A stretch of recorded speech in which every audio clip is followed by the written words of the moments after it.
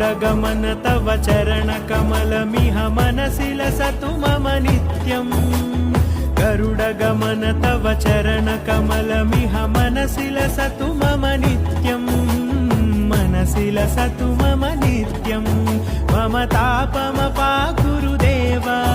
मम पापमपाकुरु देव मम तापमपाकुरु देव मम पापमपाकुरु देव